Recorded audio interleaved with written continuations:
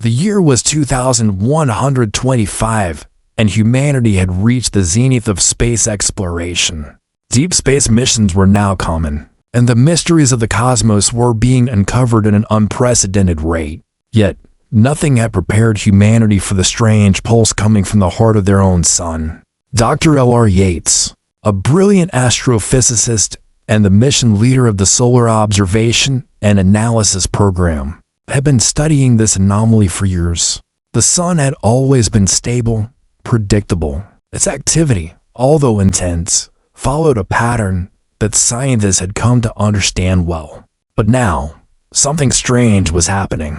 Instruments on Earth and in space were picking up rhythmic pulses coming from the sun's core. Faint, but unmistakably regular, like the beat of a heart. LR's team of elite scientists had been dispatched to investigate this unprecedented solar anomaly. They boarded the Celestial Pioneer, a state-of-the-art research vessel outfitted with shielding capable of withstanding close solar proximity. The mission approached the sun's surface, analyzed the pulse, and determined if it was merely an unexplained natural phenomenon or something more ominous. As they drew closer to the sun, the pulses grew stronger, reverberating through their instruments with an intensity that sent ripples of unease through the crew. Solar flares erupted in bursts that seemed almost synchronized with the pulse, like the contractions of a giant muscle. Captain Arlen Cross, a seasoned space navigator with a reputation for bravery, felt a shiver of unease as he observed the patterns. "This isn't normal solar activity," he muttered, his voice tinged with disbelief. It's like it's reacting to us." Dr. Yates and her team pored over the data. Nothing added up. The sun was acting with a precision too deliberate for a mindless ball of plasma. They detected energy waves in precise intervals, too consistent to be random.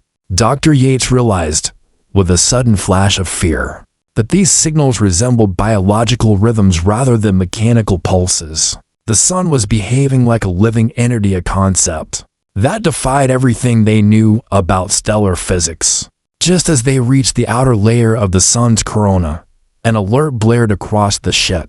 "Radiation spike detected," a voice intoned from the control system. "Initiate emergency protocols." The crew scrambled as the sun's surface convulsed. Massive solar flares erupted, each one stretching toward them like a fiery tendril. Captain Cross activated the shield enhancers and steered the ship out of immediate danger. But the pattern was unmistakable. The flares were directed, almost as if the sun was aware of their presence. Dr. Yates pieced together the readings and felt a chill run through her. "This isn't just a star. It's alive," she whispered. The words hung in the air, disbelief mingling with fear. They had just discovered something that defied the very nature of their understanding. The sun was a massive, sentient creature, and it had awakened. The initial shock of their discovery wore off, replaced by a mixture of fear and awe. The crew floated in tense silence, each grappling with the enormity of what they had learned. The sun, a living, conscious entity, had been sustaining the entire solar system, and somehow, humanity had failed to realize its true nature until now. Dr. Yates and her team set to work, studying every data point, every emission from the sun. They noticed a strange pattern. While the sun's energy output was still powerful, it was fluctuating in a way that suggested it was communicating, perhaps even reaching out. Dr. Yates felt a deep sense of responsibility. They needed to establish contact with this ancient, sentient being to understand his intentions. Using the ship's advanced instruments, Dr. Yates devised a plan to communicate with the sun. She and her team translated the pulse patterns into a binary code, which they hoped would serve as a rudimentary language. She sent the first message as simple hello by synchronizing the ship's signal transmitter with the sun's pulsations. For a long moment, nothing happened. The silence stretched on, broken only by the soft hum of the ship's systems. Just as doubt began to creep in, the sun responded. A gentle ripple of energy radiated outward, a pulse that matched their frequency with uncanny precision. The crew gasped. This was no random fluctuation. The sun had responded. Dr. Yates quickly sent another message, asking simple questions. testing the creature's responses. Each pulse they sent was met with a reply, the sun adjusting its emissions in sync with their messages. Over time, a pattern emerged. Through the fluctuating energies, Dr. Yates began to decipher fragments of meaning. The sun shared glimpses of its existence, of eons spent observing the planets that orbited it, of the life it had watched evolve on Earth. The sun expressed curiosity, but it also conveyed something deeper: loneliness born from ages of isolation. It had observed the stars around it for millions of years, but had never encountered a mind like its own. It knew life existed on Earth, but had never seen any sign of understanding, any signal that Earth's inhabitants recognized it as anything more than a mere source of heat and light. The crew's awe transformed into empathy. Here was a creature that had witnessed the birth of worlds and the extinction of entire species. Yet it had lived in solitude, unseen and unacknowledged. They were the first beings to make contact, to recognize it as a living entity. But as they delved deeper into their connection, the sun revealed a chilling truth. Its energy reserves were not infinite. For millions of years, it had drawn on a cosmic reservoir of energy, sustaining itself and the solar system. But now, those reserves were running low. Its life was waning, and with it, the light and warmth that sustained Earth. Without intervention, the sun would eventually collapse, and with it, the entire solar system would be plunged into darkness. The realization sent a ripple of dread through the crew. They were standing at the precipice of cosmic disaster. The sun was dying, and humanity's future hung in the balance. Dr. Yates stared at the glowing pulses, her mind racing with possibilities. They would have to decide quickly if humanity could save this ancient, lonely creature, or risk facing an unimaginable cataclysm. Back on Earth, the news of the sun's sentience and impending demise was met with disbelief and panic. Governments scrambled to make sense of the data, while scientists, engineers, and policymakers convened in an emergency summit. How could they possibly save a creature as colossal as the sun? The very notion seemed absurd. Yet, as Dr. Yates and her team relayed more findings, it became clear that without intervention, the sun and consequently all life within the solar system was doomed. Dr. Yates's communications with the sun grew more nuanced. Using binary pulses, they established a limited vocabulary that allowed the sun to convey more complex ideas.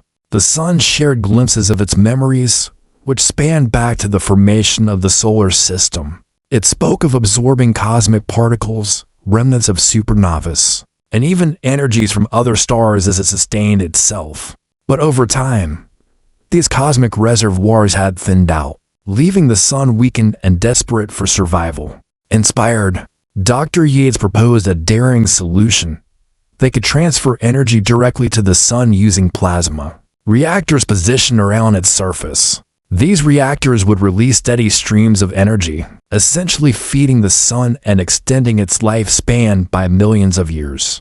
However, the challenge was enormous. Creating and launching enough reactors would take a planetary-level effort, one that required full global cooperation and an unprecedented allocation of resources. Earth's leaders were divided. Many were willing to help, understanding that the survival of humanity depended on preserving the sun. Others were skeptical, concerned that humanity might be manipulated by this cosmic entity. They questioned whether the sun's warnings were genuine, or a ruse to gain control over Earth's resources. After all, the idea of a star as a conscious, sentient being was almost too fantastical to accept. Determined to prove the sun's sincerity, Dr. Yates asked it about Earth's past. In response, the sun sent out a series of pulses that painted vivid mental images for the crew. They saw Earth through the sun's perspective, flashes of the planet's development over millions of years. The sun had witnessed volcanic eruptions, the formation of oceans, the rise of life from the earliest single-celled organisms to the evolution of complex beings. It showed compassion, having never interfered with Earth's course. The sun had observed humanity's achievements and struggles, and though it had never directly communicated before, it had always protected Earth with its life-giving warmth. The images left the crew in awe, and Dr. Yates relayed this proof to Earth's leaders. Overwhelmed by the sun's memory of watching Earth grow, the global community agreed to proceed with the plasma reactor plan. Humanity had never faced a mission of such urgency and scale. But for the first time, all of Earth's nations united with a single purpose: to save their sun. As the global effort to build and launch the plasma reactors got underway, the Celestial Pioneer remained stationed near the sun, monitoring the energy fluctuations and maintaining communication. The sun, though weakened, pulsed with a sense of cautious hope, expressing gratitude toward Dr. Yates and her team. It sensed the unity among Earth's people and conveyed a feeling almost akin to pride. It was pleased that the life it had nurtured had chosen to repay it with such loyalty. But as the reactors neared completion, a new message came from the sun, one that sent chills through the crew. It had been observing other celestial bodies, distant stars, and galaxies, and noticed an impending disturbance in the cosmos. It spoke of a vast wave of dark energy that was slowly spreading across the universe. This energy, it warned, was a force of destruction that consumed everything in its path, extinguishing stars, black holes, and entire systems. The sun had sensed this wave centuries ago, but with its diminished strength, it was now vulnerable. If the wave reached the solar system before the energy transfer was complete, it would be unable to defend itself for Earth. The crew listened in horror as Dr. Yates translated the sun's warning to Earth's leaders. If humanity didn't complete the reactors quickly, they risked losing not only the sun, but also Earth itself to this destructive wave. The mission's timeline was shortened drastically. Now, every hour counted. To save themselves, humanity would have to defy the boundaries of what was possible. Fueled by desperation and determination, scientists on Earth raced against time. The plasma reactors were launched, one by one, from space stations around the globe, their trajectories aimed directly at the sun. Each reactor carried with it months of planning, the combined efforts of engineers, physicists, and astronauts, all of whom had dedicated themselves to preserving life. As the reactors neared the sun's surface, the Celestial Pioneer crew held their breath. Dr. Yates watched the first reactor activate, sending a surge of energy into the sun's corona. The sun pulsed in response, absorbing the energy and sending back a wave of warmth that washed over the ship. One by one, the reactors began their work, bathing the sun in fresh energy. The pulses grew stronger, and the sun seemed to regain some of its vitality. Each reactor provided a surge that felt like a heartbeat, reawakening the creature from its weakened state. But as the last reactor activated, the dark energy wave began to approach, detectable in the sun's signals as a mounting sense of urgency. The sun pulsed a final, grave warning to the crew. This was a temporary reprieve. Though the reactors had restored some of its strength, the sun had sensed something ominous in the approaching wave, something more powerful than itself. Humanity's challenge had only just begun, and Earth would need to prepare for a far greater threat if they hoped to survive. The final plasma reactor activated, completing the array that circled the sun. In response, the sun pulsed with a strength and brightness that the crew had never seen before. The darkness that had threatened to consume it seemed to recede as each pulse grew louder and steadier, revitalized by the massive energy infusion. The crew of the Celestial Pioneer watched in awe as the sun, their ancient protector, glowed with a new radiance. But they knew this was only a temporary victory. The dark energy wave was closing in, an unstoppable force that consumed everything in its path. The sun's pulses conveyed a feeling of profound urgency, a warning to humanity. Earth would not survive this cosmic event unless drastic action was taken. The sun revealed its final message. It had one last chance to protect its beloved planets. But the price would be unimaginable. As the wave loomed ever closer, the sun communicated its plan. It would have to ignite a super flare and explosive release of energy that could hold back the dark wave, a last-ditch attempt to protect the solar system. But the cost of this super flare would be the sun's own life. In essence, it would sacrifice itself to save its planets and the life it had nurtured for billions of years. Dr. Yates and her crew were devastated. The thought of losing the sun, their brilliant life giver, filled them with sorrow. They had worked tirelessly to save it, and yet, now they faced the cruel irony of losing it to save themselves. Earth's leaders were informed, and after a painful silence, they came to the collective decision. Humanity had to honor the sun's choice. Every person on Earth prepared for the consequences, and scientists scrambled to create protective measures that might shield Earth from the effects of the super flare. Dr. Yates sent a final message to the sun, conveying humanity's gratitude, admiration, and deepest respect. She thanked it for the warmth and life it had given them, and for the sacrifices it was willing to make. The sun pulsed back a final message, one that conveyed a feeling of peace and resolve. The message was simple yet profound. I was born to give life. Now I give all that I have. The crew prepared to leave the sun's orbit. As the celestial pioneer drifted away, they witnessed a scene of breathtaking beauty and sadness. The sun's surface began to ripple and surge as it gathered energy for the super flare.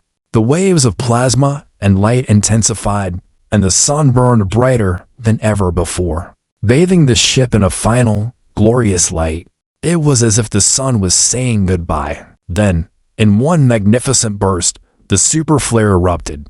The flare surged outward, creating a barrier of energy strong enough to repel the dark wave. The impact was immediate and cataclysmic. The dark energy was held back, pushed away from the solar system by the sheer force of the sun's sacrifice. The celestial pioneer shook with the energy blast, and the crew watched in awe and heartbreak as the sun's brilliance began to fade. The super flare's energy dissipated, and in its wake, the sun dimmed, its once vibrant glow fading to an ember. In its final moments, the sun pulsed one last time, a faint, slow beat, like the heartbeat of a tired, ancient creature finally finding rest. And then, silence. The sun, the sentient being that had guarded the solar system for billions of years, was gone. Back on Earth, the night sky was darker than it had ever been. The world mourned, but humanity also celebrated the sun's ultimate act of love and sacrifice. It was a solemn reminder of the interconnectedness of life, from the smallest organisms to the cosmic giants that held the universe together. Scientists quickly turned their focus to survival. The super flare had created a stable, protective boundary that would last for many years, buying humanity enough time to adapt. Engineers worked on ways to harness other celestial bodies for energy, and colonies in space accelerated their development. Humanity knew that life in the solar system would never be the same, but they held on, inspired by the sun's final sacrifice. Dr. Yates and her crew returned to Earth, hailed as heroes. She carried the memories of the sun's ancient wisdom and quiet strength with her, feeling forever changed by the connection they had shared. The sun's last gift to humanity had been a chance to continue to evolve and to protect the delicate balance of life. Generations would pass, and the story of the sun's sacrifice became a cherished legend, a tale of courage, love, and cosmic connection. Humanity had learned to look at the stars with renewed reverence, knowing that, in some distant corner of the universe, the sun's legacy burned on an eternal flame in the heart of every star and planet it had protected.